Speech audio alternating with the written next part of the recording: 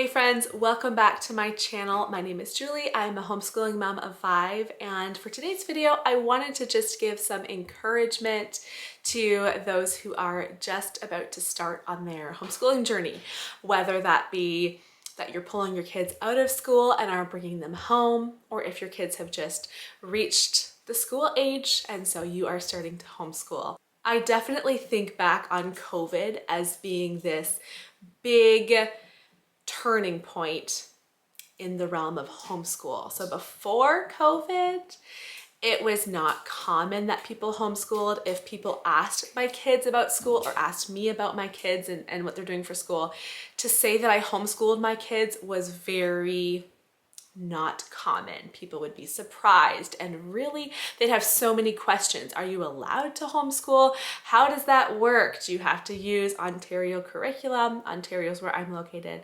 And there would just be a whole lot of questions. And then post-COVID, I would say homeschooling has gotten so much more common, and people in general are just more encouraging and positive. They don't look at you like you have 3 heads. If you say you homeschool, they're just like, oh, good, that's great. Comments in general are more positive, I would say. And so there is this turn happening, this change occurring where more people are interested in and are considering homeschooling their kids. So as we're coming up on another school year, I know for those of you who plan ahead, I wanted just to post this video to give you some encouragement and some tips for those who are just beginning their homeschool journey. My first piece of advice is that you can do this. I do have people both in person and just because of my online presence, because of my channel here, I have people message me that, you know, just want to ask about homeschooling, and a common doubt is people saying, I don't know if I can do it. And I understand that doubt, but I just want to give you this bit of advice. You can do this. If you are feeling called to homeschool, if you feel like God is really encouraging you to homeschool, you can do this. Don't doubt yourself. You don't need a teacher's degree. You don't need the experience behind you. You don't need to be the smartest person. If you are feeling called to homeschool, if this is something that you are really wanting to do, then that motivation is enough for you to homeschool your kids.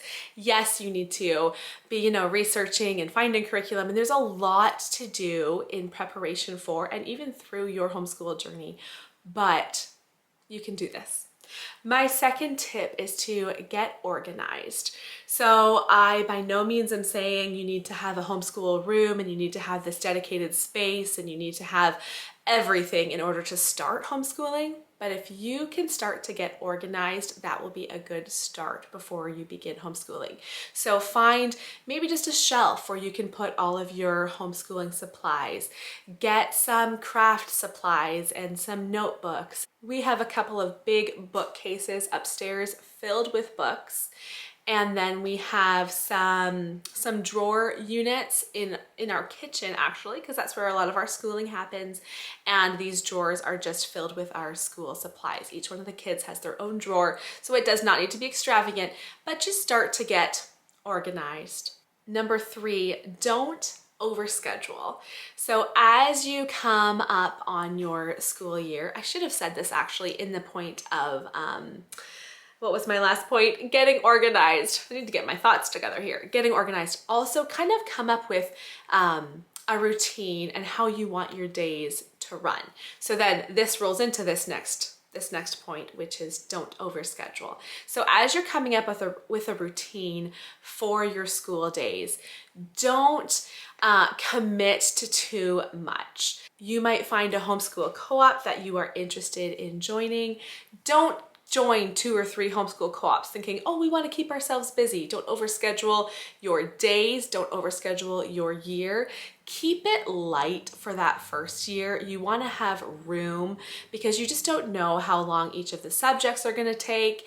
You just don't know what homeschooling is going to look like yet. So kind of start with these bare bones, and then you can build on it as the year goes, and as future years come, you can add to your schedule. My fourth tip is similar, and it's to take breaks. So as you're thinking about your school days, you know, I usually sit down and I have a little calendar, like a daily schedule, and I just start to fill in, okay, at this time of the day, we're going to do math, we're going to do reading, we're going to do this subject. And so as you are filling, you know, kind of making a plan for your day, make sure that you schedule breaks. So if you think, okay, here's our math curriculum, this should take us about a half hour to complete, then in your little time blocks on your schedule, put down 40 minutes for math. You always need that extra bit of cushioning. For one, there's bathroom breaks, there's snack breaks, there's just extra help needed, extra explanations required if you have younger kids, you know, that can be a lot with toddlers and babies. Also, your kids just need breaks. They need bits of free time sprinkled in through their day, time to go outside and run and play, breaks for their bodies, breaks for their brains. So make sure you schedule and remember to take breaks through your school day. This kind of goes along with that routine, but start your day with the most important subjects. So if you are, again, thinking through how is our homeschool day going to run, I would always suggest to start with math, reading, and language arts. You want to make sure that those subjects are done each day. There will be days where maybe you don't get through your whole schedule. You didn't get to the end of your day. Maybe you had an appointment in the afternoon or whatever. And so if there is something that comes up where you didn't finish all of your subjects, you want to make sure that those most important subjects are done. So we always start our day with those, and then we're making sure that math, reading, and writing are completed every day, even if some of the other subjects are not. You won't find a perfect curriculum. Now, this one I had a little bit of a hard time knowing how to write down just a little, you know, what I wanted to call this point. And so that's what I titled it, You Won't Find a Perfect Curriculum. And what I'm trying to say there is that is such a big choice, and it can very quickly become overwhelming as you start to look up, okay, we need to find a science curriculum. You just type into Google, science curriculum, homeschool science curriculum. You are going to find so many different curriculums. And it can be stressful, I know that, but people get it in their heads that like, we need to find the perfect fit. And how do I know if it's gonna be the perfect fit for my child? Well, you're just starting to homeschool. You've never homeschooled before. You've probably never opened homeschool curriculum before. How is it gonna go? It's hard to know until you start. So yes, do your research, find a curriculum that you think looks to be good, you've read good reviews, it looks like it should be good for your family. And then as you go through your first year, you'll start to understand what did work, what didn't work. And then for the next year, that will help you in narrowing down the choices for your next curriculum for the coming year. So I always think like, you're not gonna know what you're looking for until you've started and you've tried something. Then you can kind of understand what works or what doesn't work for your child and for your homeschool. Curriculum is there to serve you. Again, if you do find a curriculum and maybe as you start it, it's maybe not the perfect fit for you, don't make that curriculum your master. Curriculum is there to serve you. So you can skip a lesson here or there. You can skip a page. You can adjust what the curriculum is asking your child to do because you're the teacher. You're the master in your homeschool. The curriculum is not. So make that curriculum work for you. Don't replicate traditional school. For those who are coming out of traditional school and switching to homeschool, or maybe you as a parent went to traditional school. Your child starts school, you think, I need to kind of replicate the same schedule that we had in school. I need to get desks, I need to get a whiteboard, I need to do this and I need to do that. Homeschooling is not going to look like traditional school. And I would say your homeschool will thrive by not looking like a traditional school. You're a parent, these are your children. You are working school into your schedule of being at home and homemaking. And maybe for you, it works better to get up later in the morning and do school all through the afternoon instead of the morning. There are different ways that everybody homeschools. As many homeschool families as there are in the world, that's as many homeschool styles as there are. Everybody just has to choose what works best for them. So just go into this school year knowing that your homeschool is going to look very different than traditional school. My next point is there's no need to do every subject every day. And there are many ways to go about this. Some people will do a looping schedule where it's like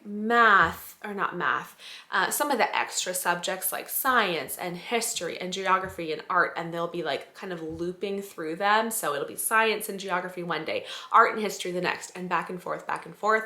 Some people will do a different subjects for each term or each semester. So maybe in the fall you can do science and art, and in the spring you can do Spanish and geography or whatever subjects you're working with. So math and reading, those are key. Those are the keys to basically every other learning your child is going to do. So those need to be consistent. I would say those need to be done every day.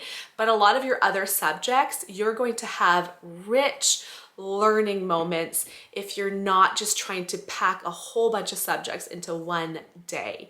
So space it out. Not every subject should be done each day. My next tip is don't compare, and it's easy with Instagram and YouTube and blogs and all these other families. You can see how they're running things, and you may start to compare your homeschool to someone else's. And I'm all for watching other people's content. Obviously, watch my channel. And I want to be an encouragement, and others want to be an encouragement to you in your homeschooling journey. But don't compare to others. Your finances are different, your curriculum's different, your teaching style is different, your kids' learning styles are different, your kids' personalities are different, your locations are different. There are so many variables, and do your best to not compare to others. My last bit of advice is this is your school. Don't let someone else tell you what you should or shouldn't be doing, or how you shouldn't be using that curriculum.